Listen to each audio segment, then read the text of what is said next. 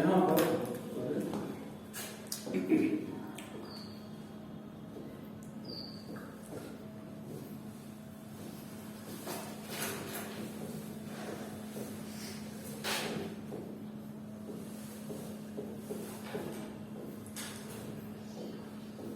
इस तरह से चलता रहेगा।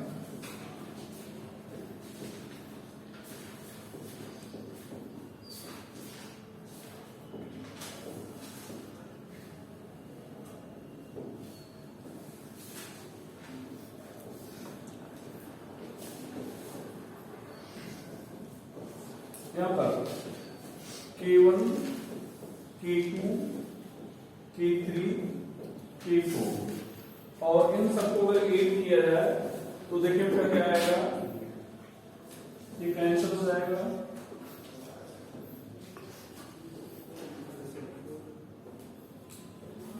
ये तो नहीं कैंसिल होगा, ठीक है, ये कैंसिल होगा, ये नहीं कैंसिल होगा। तो यहाँ पर हो जाएगा m plus 4m,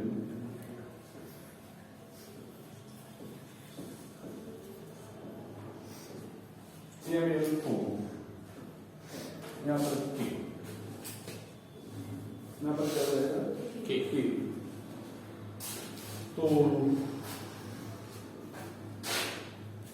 k equal to क्या हो जाएगा, K1 into K2 into K3 और आगे भी है तो K4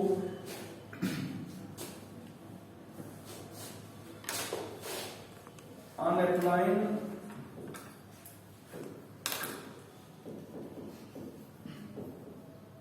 law of mass action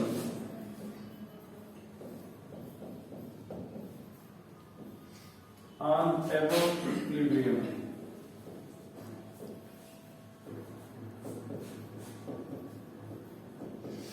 equilibrium वाले चैप्टर में आपको पढ़ाया गया है कि चाहे जितने भी होंगे, अगर ये जो स्टेप वाइज देखो, ये मेन रिएक्शन है, ये क्या है मेन रिएक्शन, और ये सब स्टेप वाइज रिएक्शन है। तो जब स्टेप वाइज रिएक्शन को जोड़ने पर मेन रिएक्शन बनता है, मेन रिएक्शन इन सबको जोड़ने पर मिला है, तो मेन रिएक्शन का जो कांस्टेंट होता है सभी कांस्टेंट के मल्टीपल प्रोडक्ट के बराबर होता है, बताया गया। और अगर ये एसिड होता तो हमेशा, या बेस होता तो हमेशा K1 K2 से क्या होता, ज्यादा होता। ये भी पढ़ाया गया आपको शायद 3 लाख में, ठीक है, तो ये भी जानते रहेंगे। तो ये हो जाएगा। तो यहाँ पर लॉ ऑफ मास एक्शन अगर हम लोग अप्लाई कर रहे हैं तो क्या देखेंगे भैया, यहाँ पर भैया क्या आ जाएगा, K इक्वल टू ml4, यहाँ पर m, यहाँ पर रियल पावर क्या हो जाएगा 4, ये तो हो जाएगा। और यहाँ पर K वैसे तो इक्विलिब्रियम कांस्टेंट कहते हैं, K क्या कहते हैं इक्विलिब्रियम कांस्टेंट, लेकिन यहाँ पर क्या कहेंगे स्टेबिलिटी कांस्टेंट। और आपके एनसीईआरटी में इसी को बीटा से रिप्रेजेंट किया होगा, कहाँ, अरे प्लस नहीं आएगा, ठीक है। तो ठीक है, तो यहाँ पर आपके एनसीईआरटी में इसको किससे प्रिंट किया होगा, बीटा से। तो यहाँ पर हम लोग के ही लिख दे रहे हैं क्योंकि हमेशा के लिखते आ रहे हैं। तो यहाँ पर हम लोग के क्या कर रहे हैं, स्टेबिलिटी कांस्टेंट कर रहे हैं। अब यहाँ पर ध्यान बेटा, अगर ये के की वैल्यू ज्यादा है, जिसको आप स्टेबिलिटी कांस्टेंट कह रहे हो, अगर के की वैल्यू ज्यादा है, मतलब स्टेबिलिटी कांस्टेंट की वैल्यू क्या है, ज्यादा है, तो इसका कंसंट्रेशन ज्यादा होगा, तभी ये ज्यादा होगा। और कंसंट्रेशन ज्यादा है इसका मतलब क्या है, स्टेबल है। कंसंट्रेशन ज्यादा है इसका मतलब क्या है, स्टेबल है। तो stability constant is directly proportional to stability.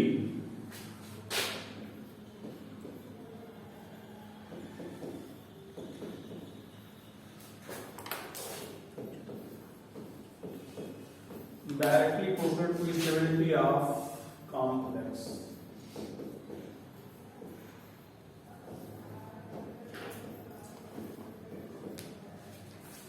Stability of complex. यहां पर है बच्चा reciprocal of stability constant is instability constant, this is instability constant.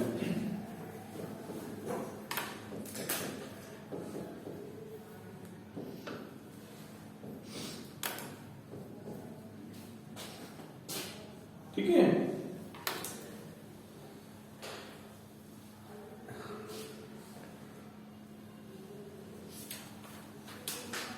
तो अब अगर स्टेबिलिटी कांस्टेंट के डायरेक्टली प्रोपोर्शनल है स्टेबिलिटी, इसका मतलब इनस्टेबिलिटी कांस्टेंट में क्या होगा, इनवर्सली प्रोपोर्शनल होगा ना, तो इनवर्सली प्रोपोर्शनल हो जाएगा। ठीक है, तो ये हो गया एक क्वेश्चन।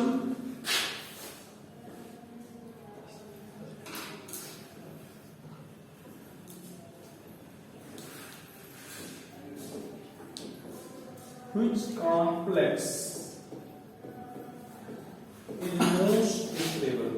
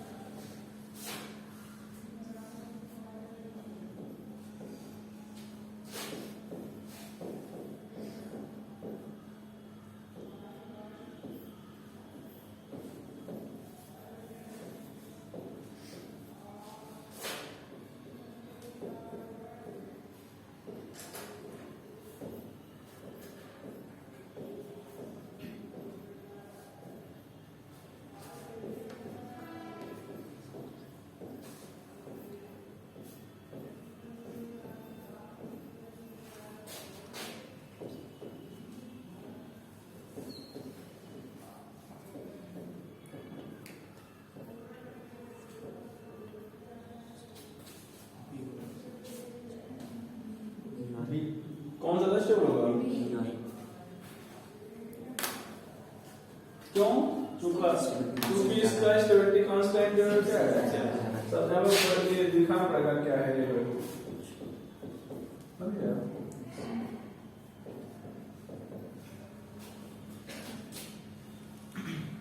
तो ये बताना पड़ेगा। हो गया, चलो। अच्छा, कौन सबसे तेजी से बनेगा? सबसे तेजी से कौन बनेगा? बी। जो ज्यादा स्टेबल होगा जल्दी से बनेगा ना।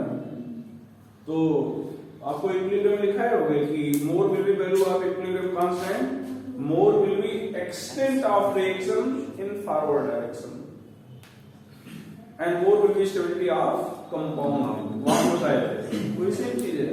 यहाँ पर इक्विलिब्रियम कांस्टेंट है करके उसको स्टेबिलिटी कांस्टेंट कर रहे हैं। तो more will be stability constant, more will be stability of complex and more will be its rate of formation, more will be its rate of formation, उसका rate of formation भी ज्यादा होगा। Stability ज्यादा तो वही है, जो ज्यादा स्टेबल होगा वो उतने आसानी से बनेगा भी। आपको थर्मोडायनामिक्स में बताए थे कि heat of formation is inversely proportional to its stability. ठीक है, मतलब उतने आसानी से बन जाएगा, जो जितना स्टेबल होगा वो उतने आसानी से बन जाएगा। तो सारे कॉन्सेप्ट को रिलेट करते चलो, ऐसा नहीं कि इसको यहाँ पढ़ाया यहाँ भूल गए, अगले कर लिए पढ़ाया वहां भूल गए। ठीक है, आगे चले भैया। Type of stability, type of stability, type of stability.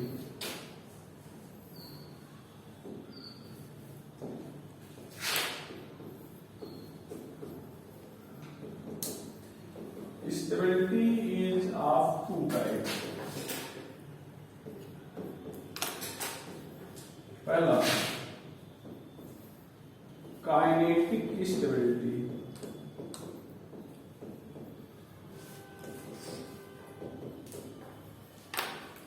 और दूसरा thermo dynamic stability.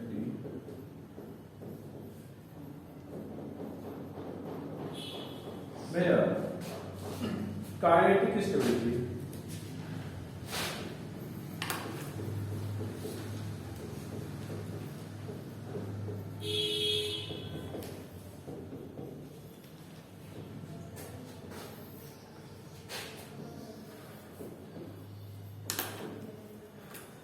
It represents the rate at which complex is formed.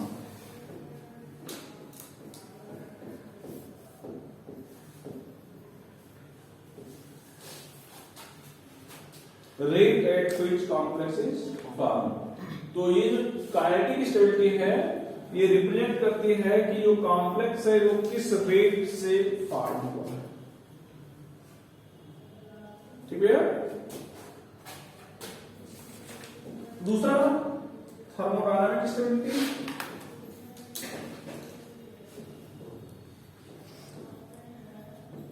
Thermodynamic stability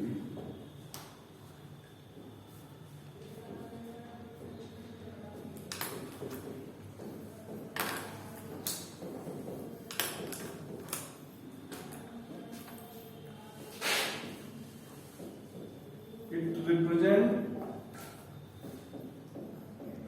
extent of formation, represent extent of formation of complex, extent of formation of complex। Complex कितनी मात्रा में बन रहा है। अच्छा ज्यादा बन रहा है तो इसका मतलब ज्यादा स्टेबल होगा। ज्यादा बन रहा है तो कंसंट्रेशन ज्यादा है, कंसंट्रेशन ज्यादा है तो स्टेबिलिटी ज्यादा होगी, तभी कंसंट्रेशन ज्यादा होगा। स्टेबिलिटी ज्यादा है तो बॉन्डिंग एनर्जी ज्यादा होगी, है नहीं। तो अगर ये एक्सटेंट को रिप्रेजेंट कर रहा है इसका मतलब ये किसको रिप्रेजेंट कर रहा है, स्टेबिलिटी को रिप्रेजेंट कर रहा है। मतलब यस ये कंसंट्रेशन को रिप्रेजेंट कर रहा है। एक्सटेंट और कंसंट्रेशन तो खैर एक ही चीज हो गया। एक्सटेंट और कंसंट्रेशन क्या हो गया, डायरेक्टली इनडायरेक्टली एक ही हो गया। और स्टेबिलिटी को अगर रिप्रेजेंट कर रहा है तो किसको रिप्रेजेंट कर रहा होगा, बॉडी एनर्जी को रिप्रेजेंट कर रहा होगा। एक बार पूछा गया, नीट में ही पूछा गया था कि बॉन्ड एनर्जी हमें कहां से पता चलती है, किस टाइप की स्टेबिलिटी से। तो हमें किससे पता चलेगा, थर्मोडायनामिक स्टेबिलिटी से। ठीक है चलो तो ये हो गया भैया। आगे आप लोग जानने वाले हो factor affecting stability. Factor affecting stability. तो फैक्टर अफेक्टिंग स्टेबिलिटी में यहां पर भैया पहला nature of complex, sorry nature of central atom not complex. अब इसमें भी पहला हो जाएगा stability is directly proportional to positive charge density कर सकते हो या ऑक्सीडेशन नंबर कर सकते हो ऑफ सेंट्रल एटम। अब ध्यान दो बेटा, आपको बताया गया है कि एक ही चीज वेरी करना चाहिए। ऑक्सीडेशन वेरी कर रहा है, बाकी और कुछ वेरी न करे। बाकी भले ने लिखा रहे हैं लेकिन बाकी सारी चीजें क्या हो, कांस्टेंट हो। मतलब अदर थिंग्स बीइंग कांस्टेंट, बाकी सारी चीजें क्या हो, कांस्टेंट हो जाए। ठीक है। अब बाकी जैसे जैसे जो लिगेंड है वो सेम हो, लिगेंड है सेम हो, ठीक है। कोऑर्डिनेशन नंबर सेम हो, तो ये सारी चीजें जाएंगी। अब यहां पर ध्यान दें FeCN6 -3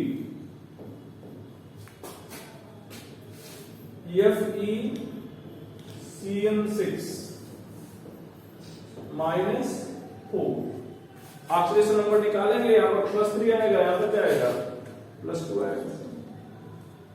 ठीक है, तो +3 वाला ज्यादा इंपॉर्टेंट होगा, +4 वाला अनस्टेबल होगा, +4 वाला अनस्टेबल, सॉरी +2 वाला, नॉट +4, सॉरी +2 वाला क्या होगा अनस्टेबल होगा। ठीक है यार, चलो आगे क्या लिखने वाले हो, B stability is inversely proportional to size of central atom, size of central atom। फिर वही चीज की सारी चीजें क्या हो, रेस्टिंग्स सेम, Mn डबल प्लस बाकी सारी चीजें सेम हो। आगे क्या, मैग्नीज कोबाल्ट डबल प्लस, आगे बोलो निकल डबल प्लस, बोलते चलो कहा, copper double plus, zinc double plus, iron छूट गया, आयरन मैग्नीज के बाद होना चाहिए ना। चलो तो यहां पर मैग्नीज डबल प्लस, फिर आयरन डबल प्लस। अब ध्यान रखना, size decreases, so stability of their complex, बाकी चीजें लेकिन सेम होनी चाहिए, इंक्रीजेस। इसको कहते हैं इरविन विलियमसन सीरीज।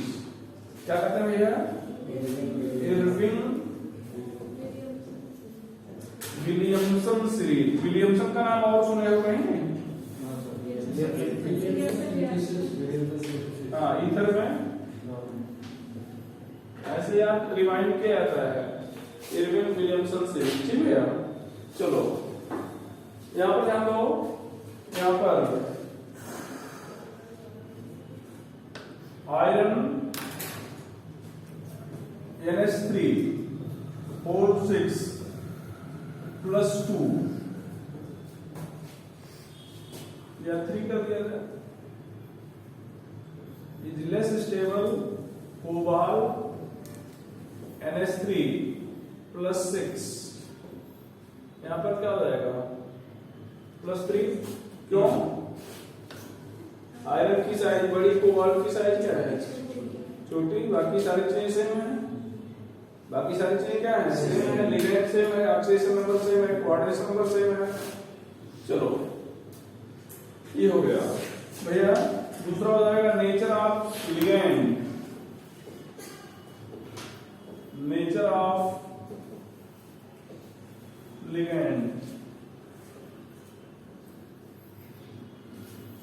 इसमें stability directly proportional to basicity of ligand. Basicity पढ़ाया जा चुका है ऑर्गेनिक केमिस्ट्री में। बेसिसिटी ऑफ लिगेंड भैया ये हो जाएगा, देखो बेटा बेसिसिटी ऑफ लिगेंड, यहां पर F minus Cl minus Br minus iodine minus. आपको बताया गया था बेसिसिटी इनवर्सली प्रोपोर्शनल होता साइज के, जबकि न्यूक्लियोफिलिसिटी डायरेक्टली प्रोपोर्शनल है। तो यहां पर बेसिसिटी क्या कर रही है, डिक्रीज स्टेबिलिटी ऑफ कॉम्प्लेक्स,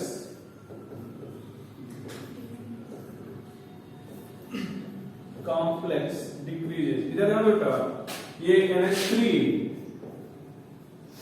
यहां पर NH3 CO Cn minus NO2, ये मोर बेसिक लिगेंड है।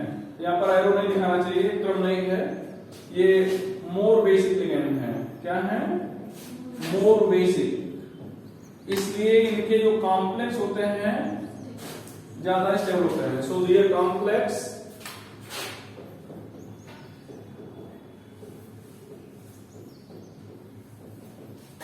Complex is more stable.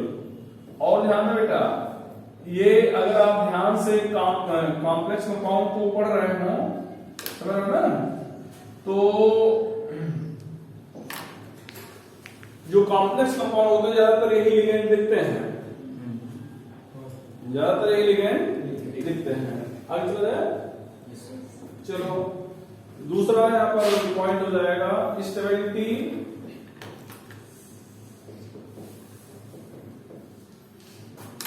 Is inversely proportional to size of ligand.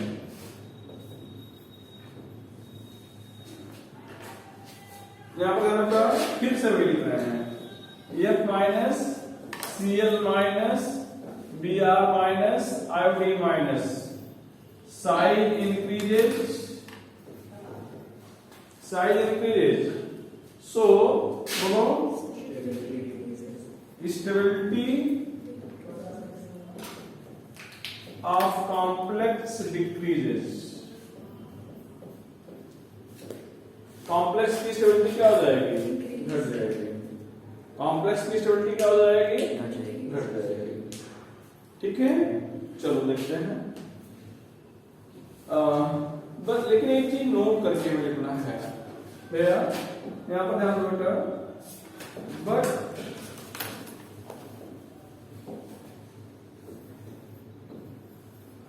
For class B metal, class B metal,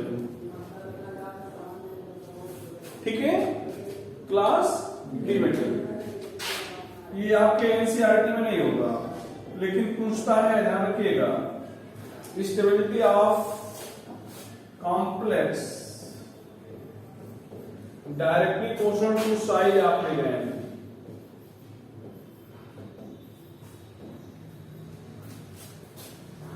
class B metal कहते हैं किसके हो?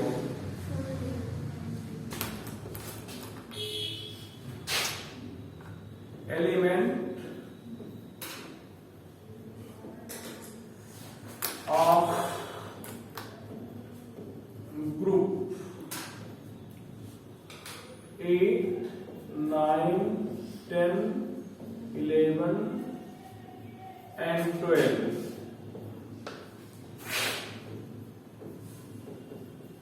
which present in 4D and 5D series।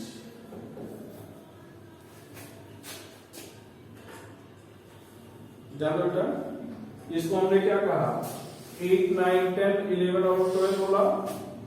अगर modern Mendeleev में या Mendeleev table में देखेंगे तो ये ग्रुप नंबर 8 हो जाएंगे, ये फर्स्ट बी हो जाएगा और ये क्या हो जाएगा? Second B. ग्रुप नंबर 8 में यहां पर कितने कॉलम थे? 3। ग्रुप नंबर 8 में कितने कॉलम थे? 3। ये देखो, ये 3 कॉलम थे। ये आयरन, कोबाल्ट, निकल। इसको थोड़ा और बड़ा बनाते हैं।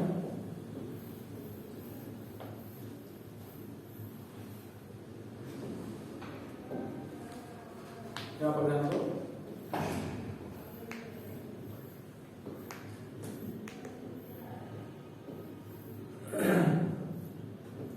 ये आयरन, कोबाल्ट, निकल, प्लेटियम, प्लेटिनम। यहां पर बोलो यहाँ रोडियम, याद नहीं किया आपको, इरिडियम, रुथेनियम, ऑस्मियम। ये फर्स्ट बी में कौन हो जाएगा?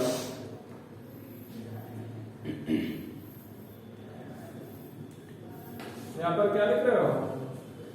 Copper, zinc, cadmium, mercury. यहां पर क्या बोल रहे हो? Silver, gold.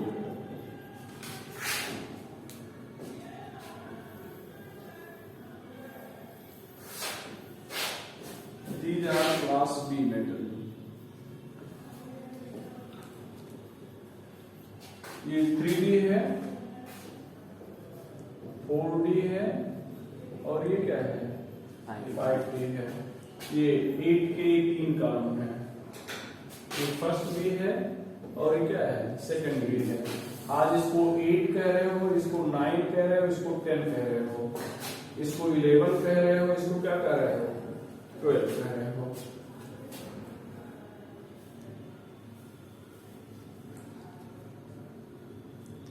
ठीक है, तो इधर जो ब्लू कलर है ये क्या है क्लास बी मेटल है, ये दोनों।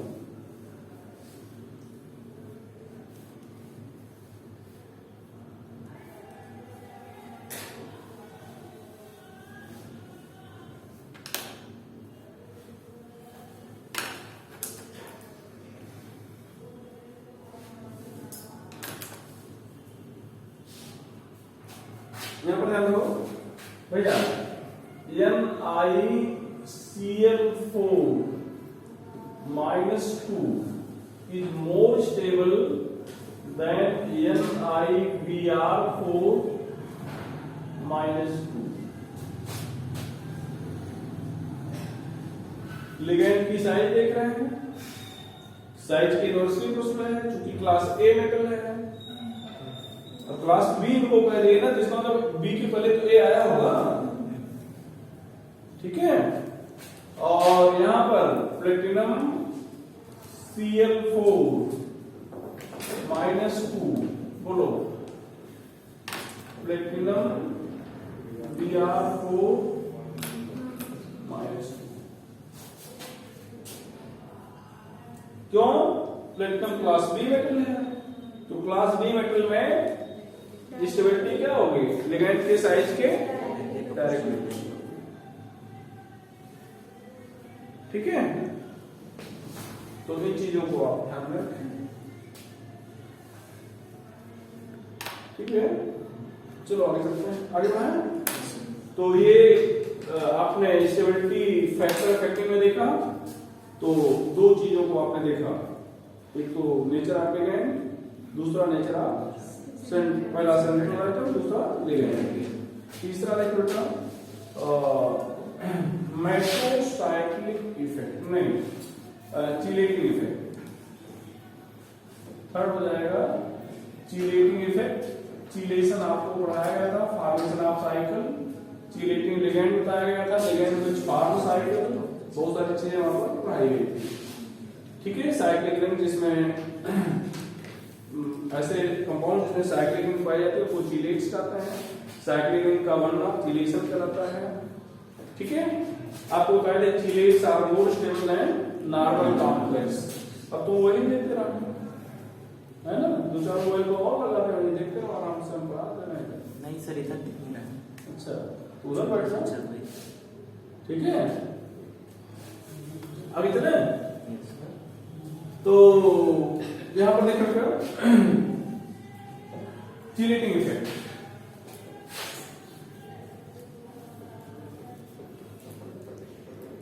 Formation of cyclic ring is known as chelation.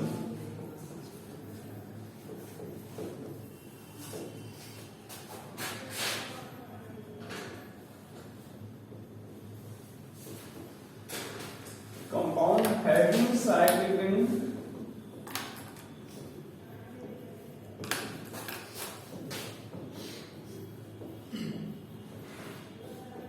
are known as chelates.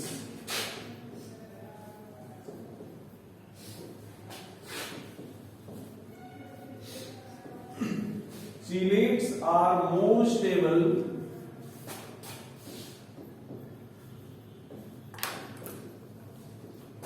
than normal complex.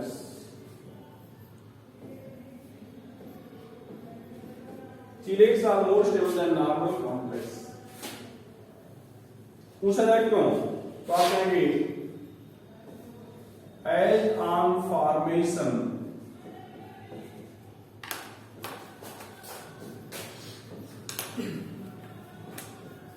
Of chelates, entropy of system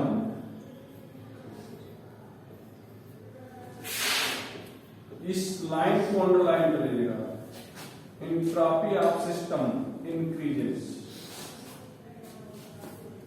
दूसरा है कि चिलेट्स ज्यादा स्टेबल क्यों होते हैं, तो आप कहेंगे सिस्टम की एंट्रोपी बढ़ जाती है। ठीक है, अब थोड़ा सा चीजों को आपको समझाएंगे। यहां पर ध्यान देगा, इधर ध्यान दो, एंट्रोपी ऑफ सिस्टम इंक्रीजेस। पहले तो आप इसको अंडरलाइन कर देंगे। इसके बाद देखो यहां पर क्या हो गया, CuH2O, यहां पर 4, ये +2, यहां पर 4NH3 लिख रहे हैं, 4NH3 लिख रहे हैं। NH3 ने वाटर को रिप्लेस कर दिया।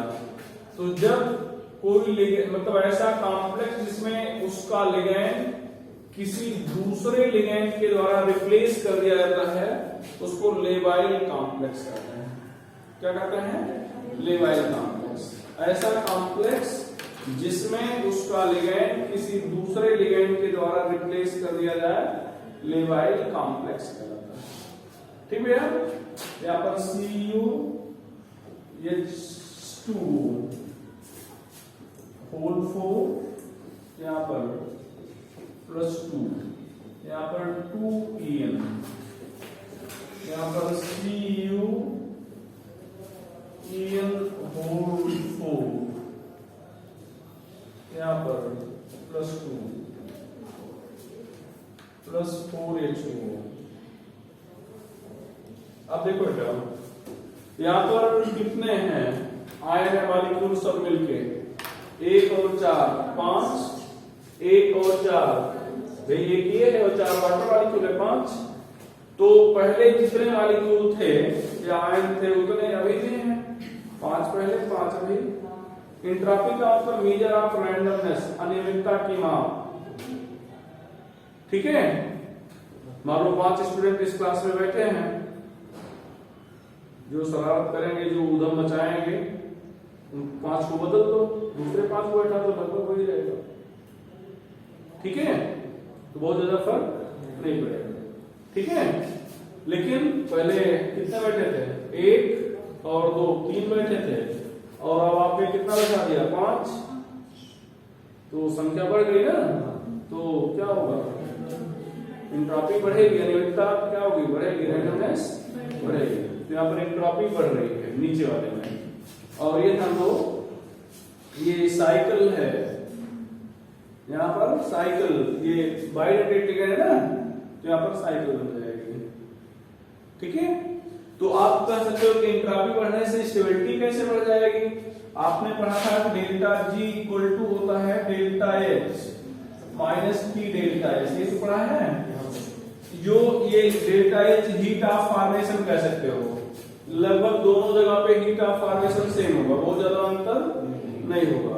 अब पहले केस में मान लो दोनों जगह पे 0 है, दोनों जगह मान लिया जाए डेल्टा H 0 है, तो फिर क्या होगा, delta G equal to minus T delta S होगा। अब दूसरे केस में चूंकि 5 मॉलिक्यूल यहाँ पे है, पहले केस में 5 मॉलिक्यूल यहाँ पर है, तो डेल्टा S भी 0 होगा। अनियमितता में परिवर्तन रैंडमनेस में क्या होगा, लगभग सेम होगा। तो डेल्टा H तो हम पहले से मान चल रहे थे 0 है, T डेल्टा S भी, मतलब डेल्टा S 0 हो गया तो T डेल्टा S भी 0 हो जाएगा, तो डेल्टा G क्या हो जाएगा, 0 हो जाएगा। तो डेल्टा G जब 0 होता है तो प्रोसेस इक्विलिब्रियम पे रहता है, मतलब यहाँ पर इक्विलिब्रियम की साइन लिखा है।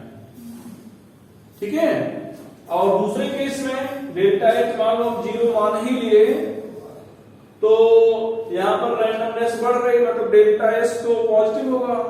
अब डेल्टा S अगर पॉजिटिव हो गया तो क्या होगा, डेल्टा S पॉजिटिव होगा, तो डेल्टा S के पॉजिटिव होने से पॉजिटिव और नेगेटिव मिलकर क्या हो जाएगा, नेगेटिव। तो अब अगर ये नेगेटिव हो गया तो डेल्टा G नेगेटिव रहा, तो डेल्टा G नेगेटिव रहा मतलब प्रोसेस क्या रहा, स्पॉन्टेनियस रहा, मतलब ये खुद अपने आप इधर जा रहा है, अपने आप ये इसको बढ़ा रहा है, मतलब अपने आप इधर जा रहा है। इसका मतलब ये चाह रहा है कि इसमें बदल जाए, तो बदल क्यों जाएगा, जब स्टेबल होगा भाई आप अपने आप कहीं जाना चाहोगे, जब आप वहां पर क्या करोगे, सिक्योर महसूस करोगे, स्टेबिलिटी आपकी होगी। मान लो कोई जॉब है, आप एक जॉब कर रहे हो, दूसरे जॉब इसको छोड़ के जा रहे हो दूसरे जॉब के लिए, क्यों कब जाओगे, जब वहां स्टेबिलिटी फील करोगे, सिक्योरिटी फील करोगे तभी जाओगे, नहीं तो एक छोड़े दूसरे चल दे। तो सेम नेचर वही हर जगह है, रिलेट करो उसको, ठीक है। तो अगर ये अपने आप इधर जा रहा है मतलब ये सिक्योर है, स्टेबल है, तभी जा रहा है, ठीक है। तो ये चीज है। चलो अब आपको बताया गया था cyclic complex is more stable then normal complex. तो ऐसे कंपाउंड जिसमें साइकिल होगी, अब ये ध्यान दो, एग्जांपल अगर देख लिया जाए तो यहां पर CuEn होल ट्वाइस, यहां पर क्या हो जाएगा +2, और यहां पर क्या हो जाएगा भैया Cu, मान लो अमोनिया ले लिया जाए, यहां पर 4, ये क्या हो जाएगा, यहां पर साइक्लिक रिंग है, इसलिए इसकी स्टेबिलिटी क्या हो जाएगी, इससे ज्यादा हो जाएगी, क्योंकि यहां पर कोई साइकिल नहीं है। अच्छा मान लो दोनों कंपाउंड में साइकिल है, दोनों कंपाउंड में साइकिल है, तो जिसमें नंबर ऑफ साइकिल ज्यादा होगी उसकी स्टेबिलिटी क्या होगी, ज्यादा होगी, ठीक है। यहां पर more the number of cycle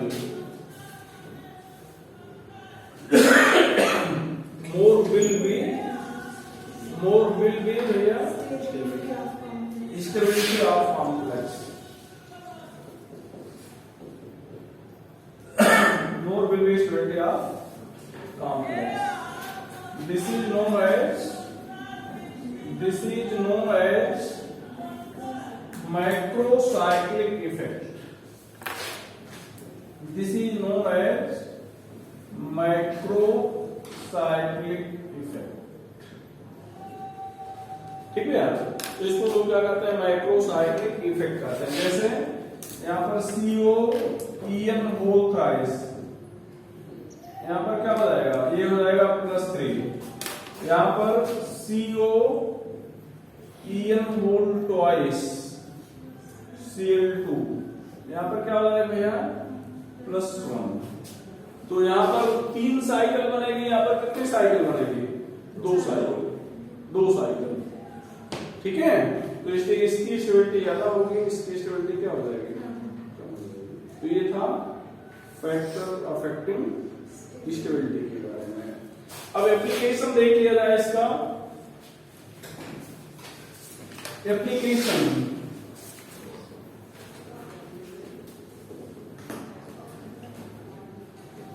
of complex compound, भैया एप्लीकेशन ऑफ कॉम्प्लेक्स कंपाउंड, पहला in biological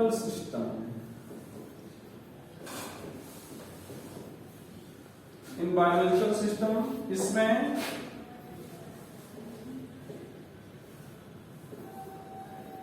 chlorophyll is complex of भैया, अरे यार 2 बात पूछने का तो आप तो बोलो, Mg+ haemoglobin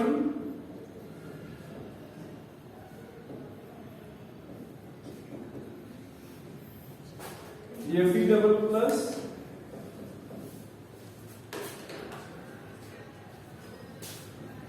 insulin is a hormone,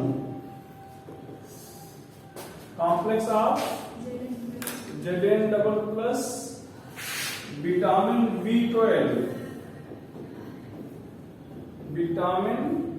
B12, नाम क्या है, साइनोकोबालामिन,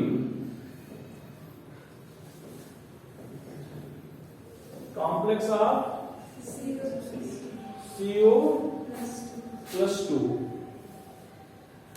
ये हो गया। दूसरा in medicine, in form of medicine, भैया मेडिसिन के रूप में यहां पर क्या करने जा रहे हो? Cisplatin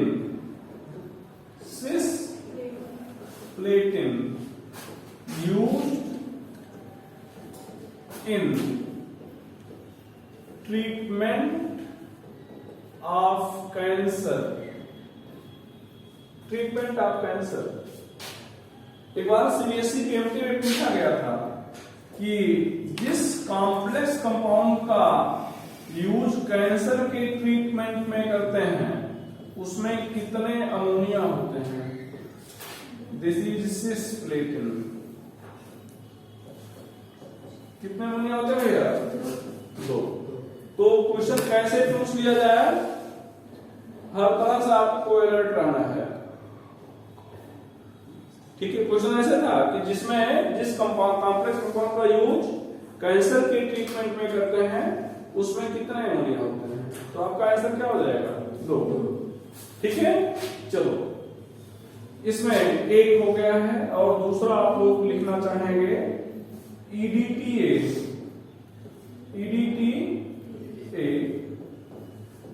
is used for removal of lead poisoning। जो लेड होता है ये स्लो पॉइजन कहा जाता है, समझ रहे ना? तो अगर पॉइजनिंग इसके कारण हुई है, शरीर में पहुंच गया है तो पॉइजन उसी तरह कार्य करेगा। अगर इसके कारण हुई है तो मतलब EDTA इंजेक्ट किया जाएगा आपके बॉडी में और ये क्या करेगा? कॉम्प्लेक्स बना लेगा लेड के साथ। अब लेड ज्यादातर +2 स्टेट में स्टेबल होता है, समझ रहे ना? और EDTA पर क्या होता है? -4। तो इसका मतलब यहाँ पर 2 लेड इसके साथ क्या हो? जुड़े तब सब कुछ ठीक ठाक हो। ठीक है यार। अब ये PB2 EDTA ये निकल जाएगा वेस्ट मटेरियल के साथ, निकल जाएगा वेस्ट मटेरियल के साथ। तो कितना एप्लीकेशन हो गया भैया? 2। अब तीसरा हम लोग एप्लीकेशन क्या लिखेंगे? In removal of hardness of water. Water की हार्डनेस किसके कारण होगी? Due to sulphate and chloride of Ca double plus and Mg double plus. ये भी जानते रहो।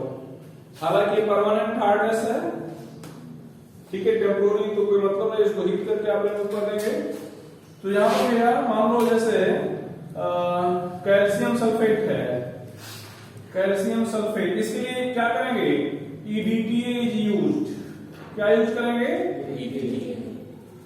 EDTA is used. तो अगर आपसे कहा जाए कि हार्डनेस रिमूव करने के लिए आप क्या करते हो? तो EDTA का यूज करते हो, समझ रहे हो भैया? यहाँ पर ध्यान देना, यहाँ पर आप EDTA लिख लोगे तो EDTA क्या करेगा? सल्फेट को रिमूव कर देगा, समझ रहे ना?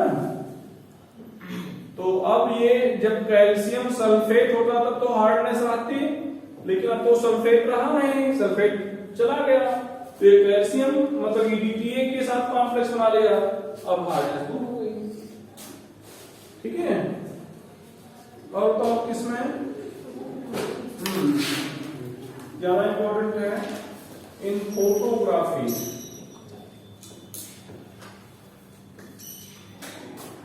इन फोटोग्राफी, फोटोग्राफी में बेटा हाइपो फार्मूला क्या होता है?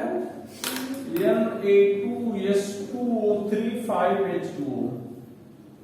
ठीक है, ये हाइपो है। Sodium thiosulphate pentahydrate is used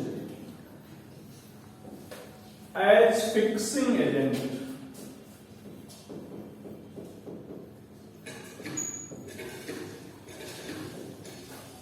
As it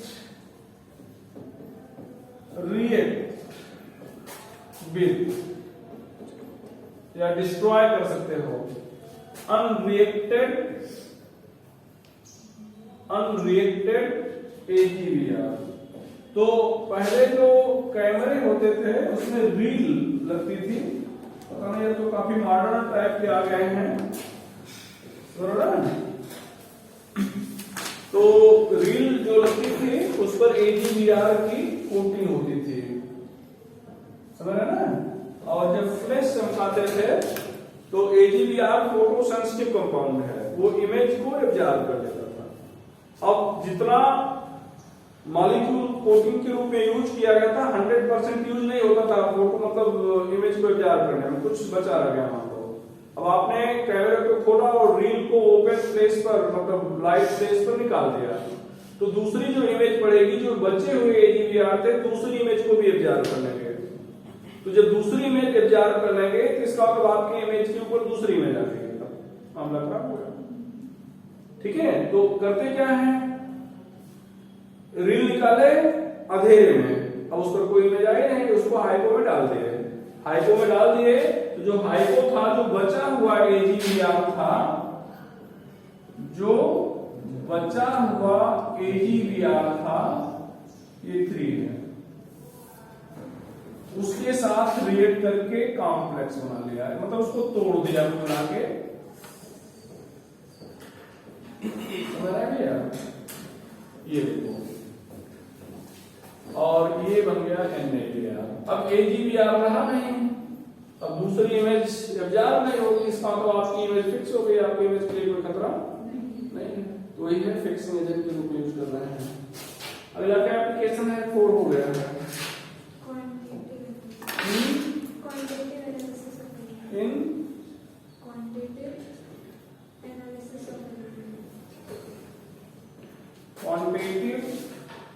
quantitative या क्वालिटेटिव? क्वालिटेटिव। क्वांटिटी थोड़ी डिटरमाइन करो, क्वालिटी डिटरमाइन करो ना।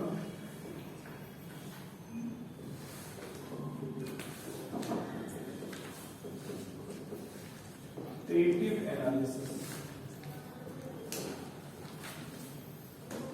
ठीक है, क्वालिटेटिव एनालिसिस। तो यहां पर पहला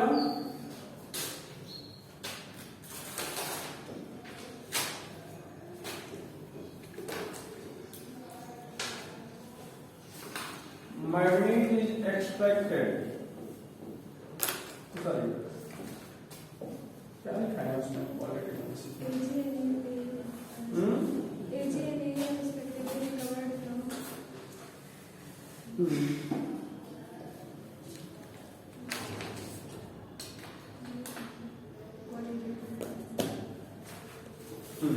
यहां पर ध्यान दें, Ni डबल प्लस ADMG, तो यहां पर क्या हो जाएगा, क्या हो जाएगा, NiDMG,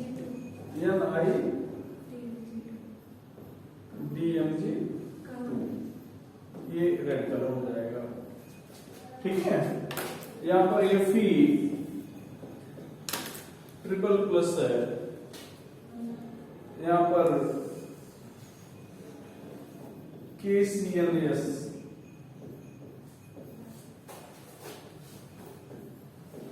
ये FeCNS, ये रेड कलर हो जाएगा।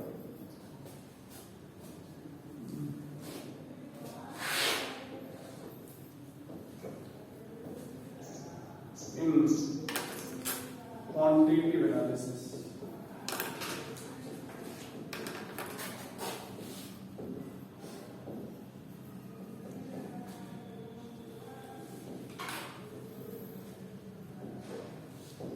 भैया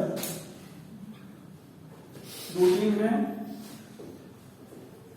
manganese is extracted by Mons process, by Mons process from निकल है, सारी निकल है ना, निकल है, from nickel carbonyl, from nickel carbonyl.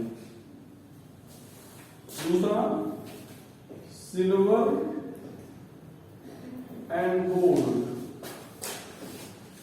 Are recovered from NaAg Cl whole twice and what is that? NaAuCl whole twice in hydrometallurgy. 3 question के answer हैं इसमें कि किस मेटलर्जी में, तो हाइड्रोमेटलर्जी में। किससे ये कंपाउंड बता दिए गए यहाँ पर AU, ठीक है। बाय यूजिंग जिंक मेटल, किस मेटल के यूज से, तो जिंक मेटल के यूज से। तो 3 क्वेश्चन के आंसर हैं। किसका किसका हाइड्रोमेटलर्जी में एक्सट्रैक्शन करते हैं, AU और AG। किस कंपाउंड से, कंपाउंड है NaAgCl whole twice और NaAuCl whole twice। किस मेटलर्जी में, हाइड्रोमेटलर्जी में। किस मेटल के यूज से भैया, जिंक मेटल के यूज से, ठीक है। ये सिल्वर निकल दो।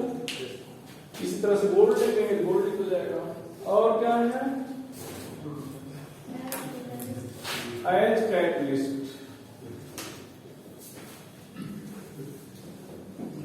भैया यहाँ पर ध्यान बेटा, एज कैटलिस्ट। यहाँ पर ध्यान देना, जो भी नंबर होगा 5 या 6, यहाँ पर C6H5 whole thrice P, triphenyl phosphine rhodium chloride. क्या कहते हैं इसको, विल्किंसन कैटलिस्ट। विल्किंसन कैटलिस्ट, बोलो इसके बारे में। एक तो ये होमोजीनियस है, क्या भैया, होमोजीनियस है। और यूज कहां पे करते हो, in reduction of alkene and alkyne only. ये और किसी फंक्शनल ग्रुप को रिड्यूस नहीं करता। ये एक हो गया। दूसरा भैया C2H5 whole thrice Al TiCl4, क्या कहेंगे, जिगलर नाटा कैटलिस्ट। यूज कहां करना चाहोगे, पहले तो नेचर बताओ। हेट्रोजीनियस है,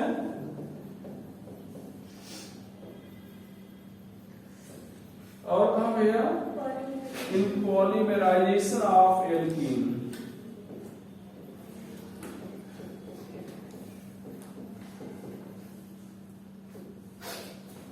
ऑफ एल्कीन। और फंजीसाइड, एज फंजीसाइड।